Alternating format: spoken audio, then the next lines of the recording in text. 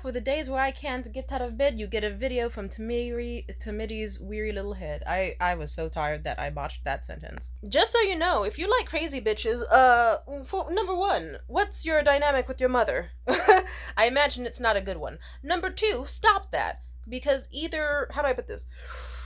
I say this as someone who is self-aware of her own type. I'm aware, like, I have multiple types of men. Like, I don't have just one single type. But let me tell you, yeah, I went on a date with this dude recently. He told me on the first date that he stole $10,000 from a fucking business within the past 3 years. He just was like, yeah, I don't know, I sold them, like, liquor to their job, and I knew where they kept the money, so I made a deal with some friends, and we did this and that, and next thing you know, we made off with all the money, and I got to pay off some debts and split it with the friends, and it was like, oh, and see, a normal response, if to someone with a not damaged brain, would be like, that's someone who you should not talk to anymore and never be around. And they should definitely, you should make sure that they don't get your address when you head back home later. Like, Jesus Christ. But between that and their shitty forearm tattoos, and the fact that they told me a lot that evening. Like, they told me they've gotten in multiple fights over women that they were dating. And when I innocently asked, like, oh, okay, how many have you won? And how many have you lost? Like, what would you say the average is? And then he looked at me and he was like, win, always, the fuck? And he said that as he was rolling up his arm sleeves. And I saw his tattoos. And something about the way he said that was just like, okay, shit. You kind of understood why Karen, like, got so horny in Goodfellas when that guy just, like, walked across. Because how do I put this? The average person is not that fucking cool. Not everyone you meet is that fucking cool. You'll go on a date with someone who just won't fucking speak, and they'll say, interesting, to everything you say. And so when you meet someone who's genuinely charismatic or interesting or funny as fuck or vivacious, even if they have massive glaring red flags, you're gonna overlook it. Why? Because maybe they're extremely attractive. Maybe they're funny as fuck. Maybe at least the stories they tell are interesting, and that makes you want to strap along for the ride because, frankly, fuck it. They are always on some sort of adventure or have some kooky shit happening to them, and you kind of want to see what you can get into with them, or at the very least, witness from a distance.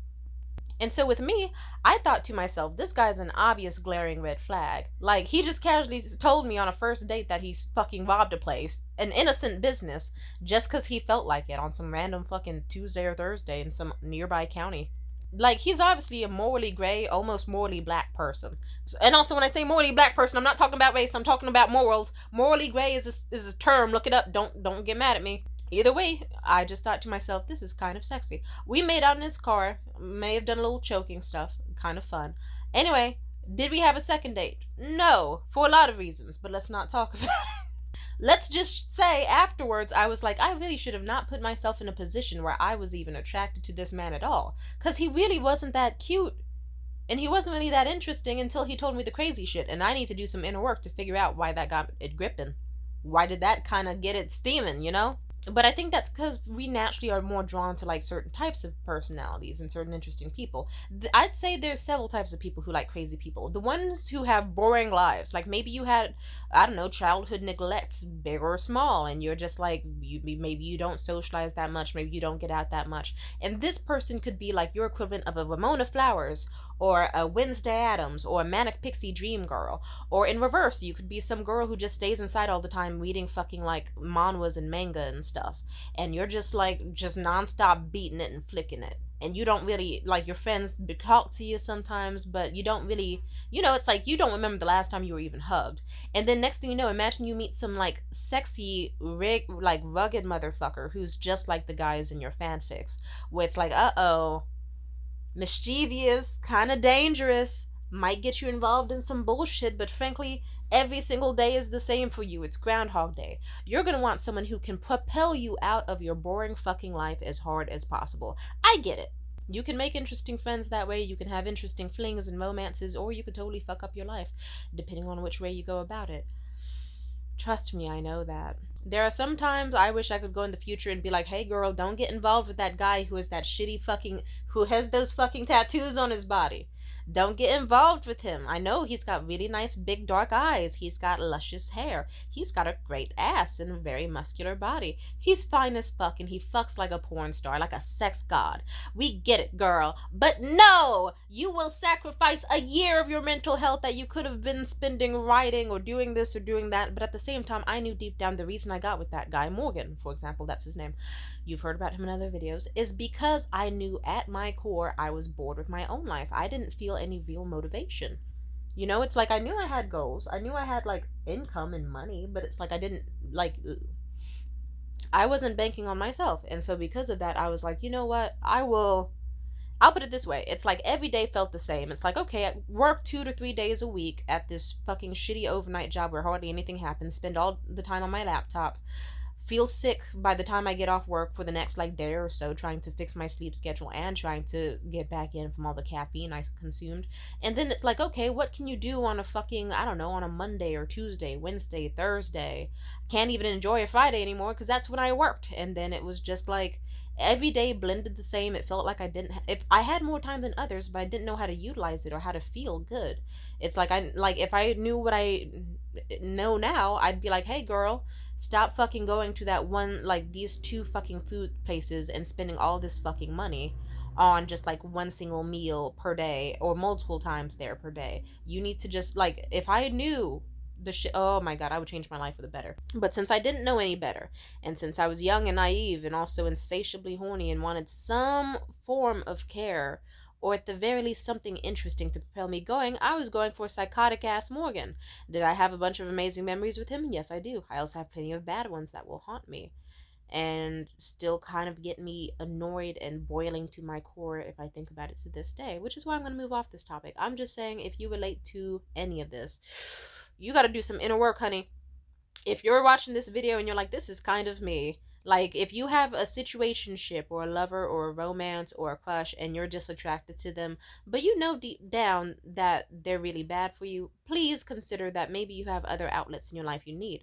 Like if I could rewind time, it's like, okay, I needed stable groceries, I needed to fix my diet, enjoy the sunshine more, trust that going out by myself would have been fun, met other people, trusted that the dating pool had more than just him to offer and that I was worthy of more and that I would be loved and fully accepted just like how I thought he accepted me. And also I just had to like make more friends, get more hobbies and interesting things. And when we broke up, I did get involved in that stuff and it felt great. But I will say this, I guess this is a decent segue. The guy I dated after him, Jared. I don't like to speak on him. He's going to only have his name mentioned once or twice in this video total. But with him, he did tell me at some point that he did like crazy girls. And even another friend of mine, Sean, he was like, I think that's something to keep note of. If someone likes crazy women, that's either someone who is manipulative and evil at best and has not so wonderful intentions towards the women, because or it's someone who has no accountability skills. And that makes sense, because I'll put it to you like this. You have to, like, if you wanted adventure or fun or interesting personality, you could have that without going for someone who has like restraining order threats or has beaten your mother's ass or has beaten her own mother's ass and her grandmother's ass. That's me on the last two. And it was self-defense. Shut the fuck up. It's like, I don't know, if you wanted someone who could bring you spark in your life, you could do that without walking into an active house fire. Like, there's other ways to get a spark without having to like go for the equivalent of a toaster tossed in a bathtub. Some people don't understand that very well and that causes them chaos. But even then, guess what? When I dated Jared, some parts of the whole, like, you know, some people date crazy people because it's like they think they'll be understood in a way that no other people can. Two nut jobs against the world, figuring themselves out. Maybe they'll heal together, maybe they'll be chaotic together, but they'll embrace and love each other, right? Cute concept. Except that usually doesn't work for one reason or another, and even then it can be quite self-destructive. And what if one person wants to grow and the other person doesn't? Then you're in a bad situation. But for Jared specifically, I'll put it to you this way. The woman he got pregnant, his ex, like, that was already a situation where if you really look at the fine details, it's gross. Let's just say by the time we broke up, that's when I learned some more of the fine details. I learned how old his ex really was.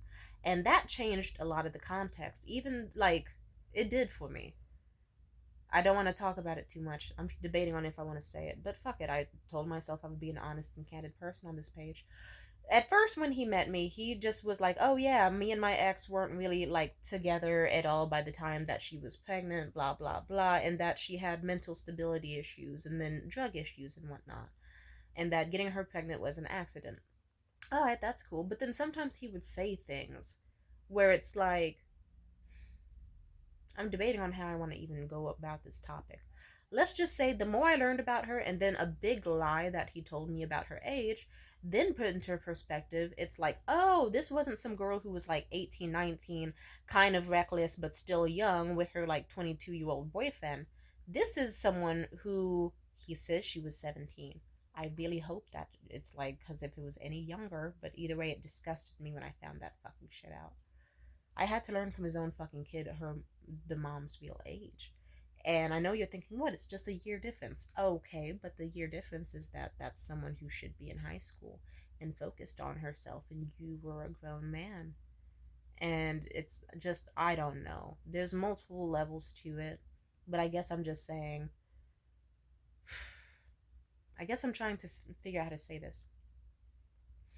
That was a teenage girl who needed to be in high school. His excuse was, "Oh, I didn't know that she was in school because she never went to class, and she told me she was 18."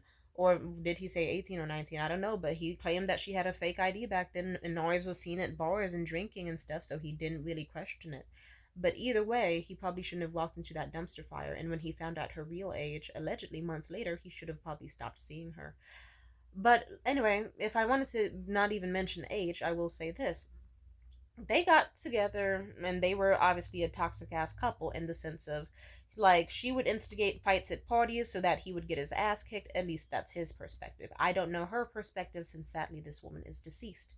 But it's really not good. And just little things came out towards the end of me knowing him that just kind of flipped the switch from, oh, was she really just like some crazy batshit woman, or was she like a teenage girl you got knocked up and weren't being very supportive towards and weren't very understanding towards?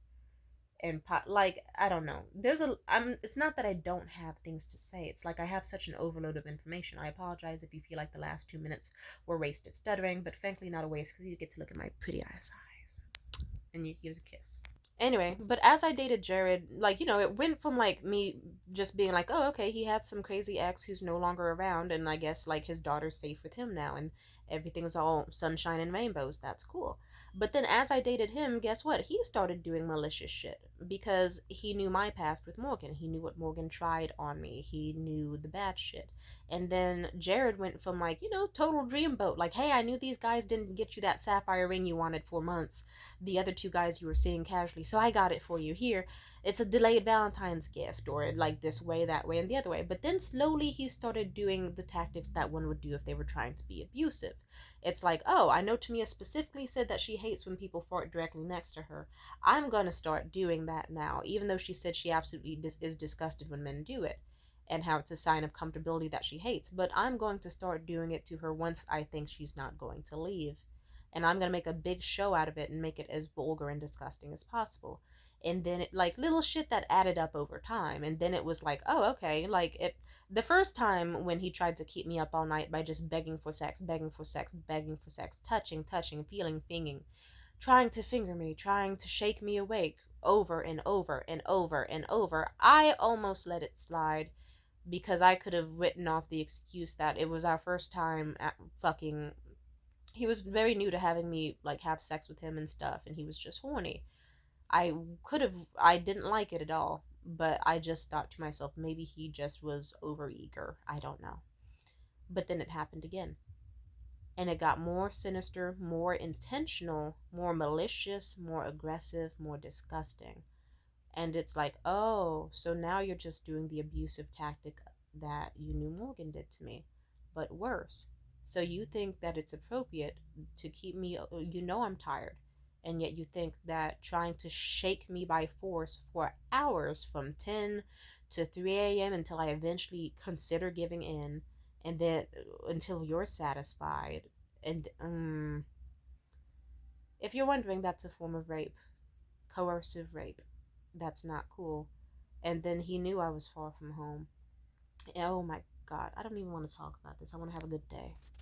And then other things happened, like, casual racist remarks here, like slow boil, like, just how do I put this, the metaphor of like a frog in boiling water works. At first he was someone that I dated and was happy to date because I thought, okay, this guy seems relatively trustworthy, he accepts me at my core, and he actually hasn't been a cause for like any mental disturbances, which I only feel if someone's really really bad for me.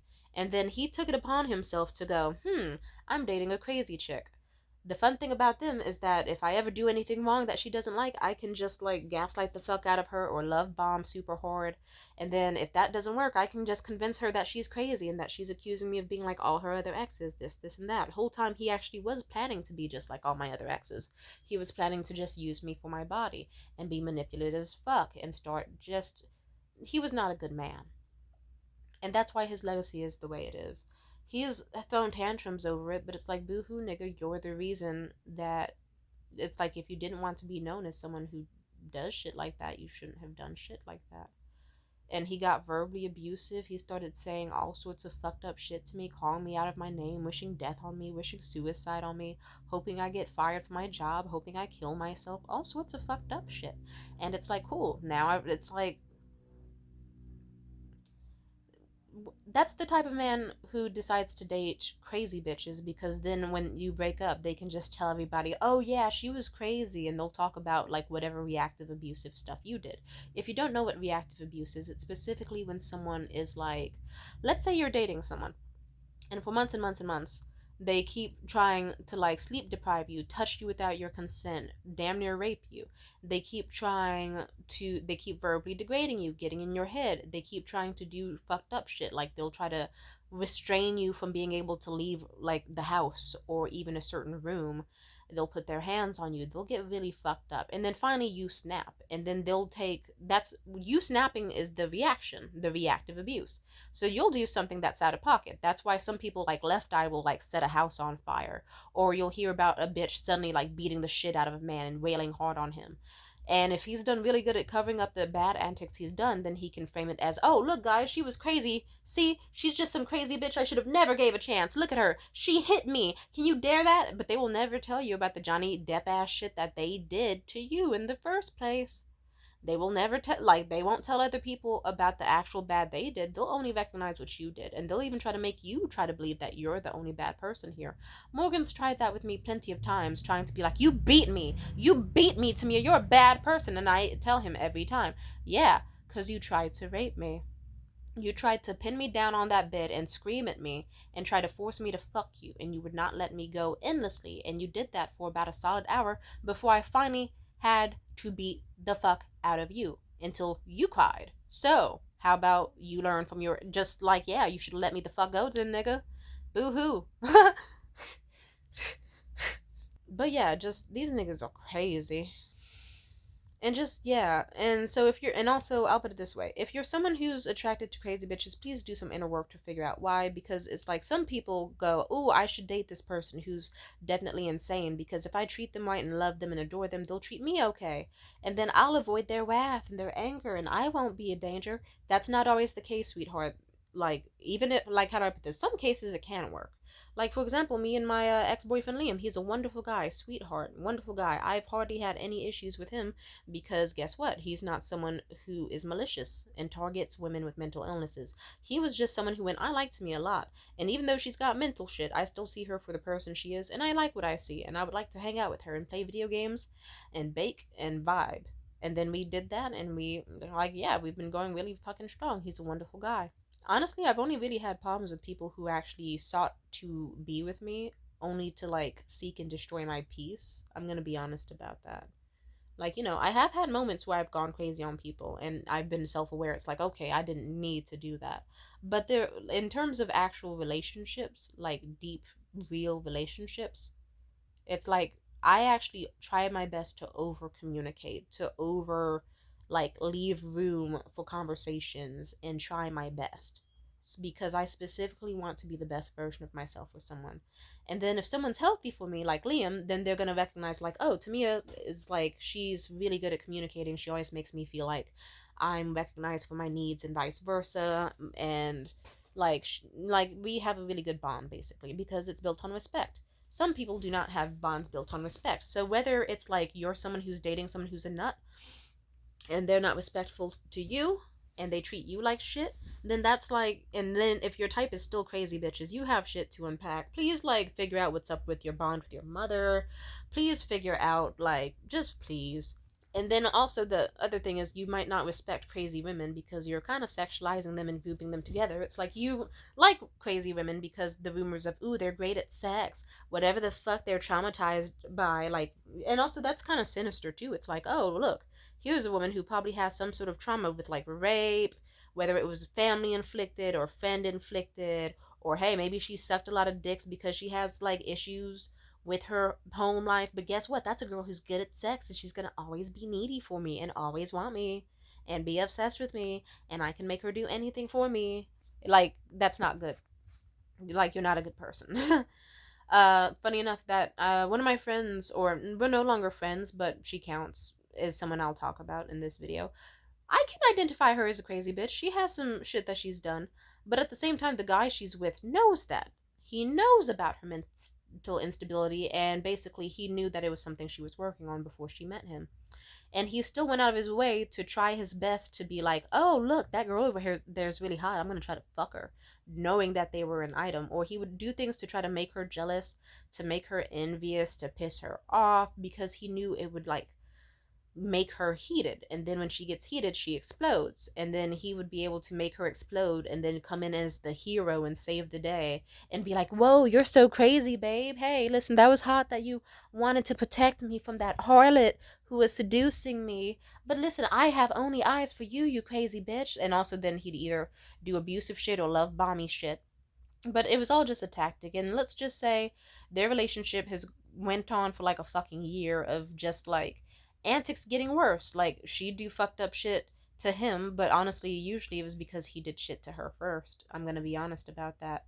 It's like, yeah, if he wasn't going around trying to cheat all the time, or like purposely make her jealous, or talk shit about her, or have his own insecurities, or put his hands on her, plenty of instances, all that have been documented by the police too. He's a nut job himself. I don't know. That's also why I try to encourage some people. I'm gonna make more videos about it soon, but I want to encourage people who also do identify as crazy women to just be careful. Like, because then if you're typecast into that role, you won't. It kind of does this mental thing where you feel like you won't be able to aspire for better, or that truly nothing better is out there. You know? And you're more than just like what people group you as. Like, trust me, you're still gonna be seen as attractive to people if you're not seen as the crazy bitch anymore. Like, you can say you have a past, yeah, you could have skeletons in your closet, and you could have them out and about like me. People will still love you and accept you. It's okay. You don't have to settle for bottom of the barrel men.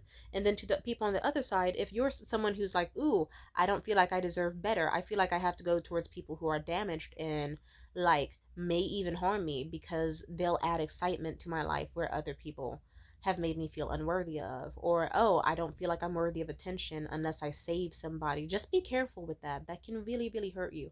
I say this as someone who's been both. I've tried to save people. They don't want to be saved. Don't save them. You will just end up fucking played by them. And then you'll be sick. You'll be like, oh no, I tried so hard to like improve this person's life, like, because they begged me to. They wanted more friends. I got them more friends. They wanted this, they wanted that, and then they turned me against everyone who I helped them meet, and that hurt. It's been a decade since then, so it doesn't hurt quite as much, but I still remember it, and that was fucked up. And then ironically, it's like, yeah, then I had my reactive abuse, and then they were like, see, I told you she was a nut. And it's like, I don't know.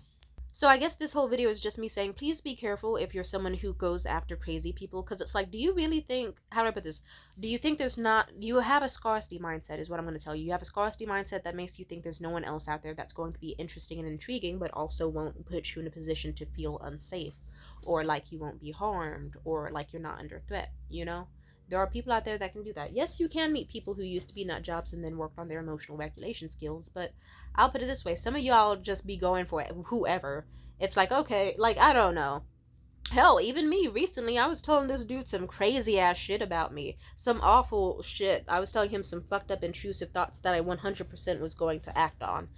And this nigga just was like, anyway, you're really pretty and gorgeous and interesting. We should go on a date sometime. But they also told me about this other girl they've been casually seeing, who they 100% know. The girl is crazy. I will say that. She's incredibly fucking sexy. But she's fucking nutty. I'm gonna say this. If you know that you've only been fucking a girl for a month and that nothing serious has happened and that she is kind of like and that she has breakdowns, she blows up your phone for days, she's saying that she loves you and shit and wants to marry you and have a future with you. If you were truly someone who cared about that girl's well-being, you would set boundaries, you would distance from her, you would not entertain her. But no, he cut her off, and then the second she came back and was like, "Oh, I'm okay now, please, please, please be with me again," you would not fuck her again. If you were a good person, you would not try to fuck that girl again. Because I don't know, like, if anything, I actually want to message him and be like, "Hey, so I know she's really hot, I know you like sex, but you have a lot of other people you're having sex with, and this girl obviously is mentally unstable and seems to be getting attached to you really fast, and you know damn well that you're in love with this other girl and you have all these other options. What do you really want from her? Do you just want the ego boost and the validation that someone wants you? Do you just like her neediness, but also resent her for it? Because you know she wants a relationship, you know she wants you know you don't want her. You want her body, cool, but you also know she can't mentally handle it. I think you should be respectful enough to fucking leave. I'm just gonna say it. If you have a lot of options to get a nut and have your fun, and you decide I'm gonna go after the one who's mentally unstable and seems like she really needs some form of attachment or intimacy or real bond, you're not a good fucking person. And I can also tell that they're not a good person either, because one would think they'd learn their lesson because they actually are at least trying to slightly distance from the girl that's a nut job. But guess what? They're going my direction. If you're so it's like, you mean to tell me that you heard a chick just talk about all the crimes she wants to do to herself and others, and you really decided, yeah, this girl would be great. Because you're either really fucking stupid and you're just signing up for drama and then wondering why drama happens to you, or you're really calculating and he's just like, okay, I see that Tamia really wants friendships and intimacy, and I think I can really lead her the fuck on until she eventually fucks me and then start doing to her what I have done to Stella. Sorry, I didn't mean to say her name, but it's true. It's like, you say you don't want drama, but here you are going for Stella number two, basically. Like, let's say you got out of an abusive relationship, or let's say you had a situationship that just was getting really strange and esoteric and toxic, and you were like, boy oh boy, I never want something that strange again, and then you immediately date Jeffrey Dahmer, and then after you get out of a relationship with Jeffrey Dahmer, you're like, that was fucked up, never want that again, and then you date Eileen Wernos, and then you get out of that one, and then you date the fucking Night Stalker. It's like, okay, we're noticing a trend here, and the trend is not just you dating psychopaths. The trend is you may be one as well. So I'm just saying, whatever fucking bullshit you hate about yourself, please resolve it, please. Whether you're a crazy bitch who dates people and then you're like, oh no, they keep harming me, you gotta nip that shit in the bud, or else they'll keep coming your way. Because basically, mentally unstable people and like psychopathic nut jobs, they come together like fucking flies are attracted to honey. They're gonna be drawn to you like magnets, because it's like, oh, like, it's like if you're someone that's pretty and or someone that's like has money or is usable in any single way, shape, and form, even just for an ego boost, they will come to you, you vulnerable person, and they will fuck you up. And I'm saying this for both sides. Like, there are, like, yeah, hell. So just be careful for both sides, whether you're someone who's crazy and wants to date other people healthily, or if you're someone who has only dated crazies. Maybe you should do some inner work to figure out why you think you deserve as little as what you've been given. Do some. Like, I can reassure you, your past is not that bad as long as you're striving for a good future, and make sure you're dating people that align with a good future. Like the way I broke up with Jared, we officially ended over a lot of dumb shit, but I just kind of realized, I woke up one day and I was like, I can do bad all by myself. I can struggle with my finances. I can have a fucked up situation at work. I can deal with this stress, that stress, and the other stress. I just don't need this, like, kind of fat, like old dude with me, just here to just casually be horny or annoy me or be randomly toxic or manipulative. I started distancing a bit, just a bit, focusing on my, like, I wasn't texting him all the time anymore. He noticed he didn't like that, but I was getting hobbies. And then I remember at some point he messaged me like, "Hey, what have you been up to? I see you've been busy lately." I said, "Oh yeah, I've actually been doing a whole lot of gardening, and I got some gemstones that I've been looking at, and I've just been having like a really nice time." And then I didn't even get like within 10 seconds of talking before he said, "Oh my God, we get it. You have hobbies. Stop talking about it." And I just went silent off on the phone, and I said, "Yeah, that's what people have when they don't have porn addictions, Jared. Turns out every single person in the world talks about their hobbies. Did you know that?" And like, but he was like, "Yeah, but they don't talk about it all the time." I said, "Actually, they do. That's what most conversations are about. Not just about, asking your ex if she wants to fuck, or talking about her titties over and over again, or, some of us do more than just spend $3,000 trying to fuck Angel Youngs, but really just getting scammed by AI deepfake scams. So, but I knew what tactic he was trying to do. I knew that basically he didn't want me to have hobbies. Why? Because if I had my attention healthily spent on things that weren't just sex or masturbation or him, then he couldn't be the sole source of my joy anymore, and I wouldn't overly rely on him. And if I did overly rely on him, then that would have meant like, okay, I'm gonna see this guy who, like, how do I put this? If I over relied on him, then it would have meant, okay, this guy has to be the root of all my joy. He has to be the one who helps me out with my finances. Nope, he was not. I learned that the hard way. He could never be. It's like he has to be the root of my joy. He has to be the reason that I wake up in bed and smile and feel optimistic. He has to be who I want to talk to almost all hours of the day. And if he says he wants to fuck, I will have to believe that he truly loves me. Or if he does this and that and the other, but doesn't uphold his promises, I will believe that because I adore him. He wanted me mentally unstable because it meant I was more malleable, more easy to control and mold into what he wanted. I've saw that with him several times. I wish I left sooner, but it's all right. I did what I had to do when I stayed with that man. But other things, like he kept trying to invalidate my non binariness and my mental health in certain ways, and kept trying to convince me that transitioning would just make me an ugly gay man and not truly bring me the happiness and joy that I want in life, and just trying to casually groom me into like his ideal perfect woman.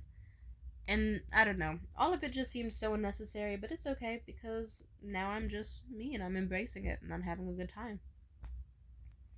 That's going pretty well. Hmm. Anyway, I gotta bounce. I got things to do today, believe it or not.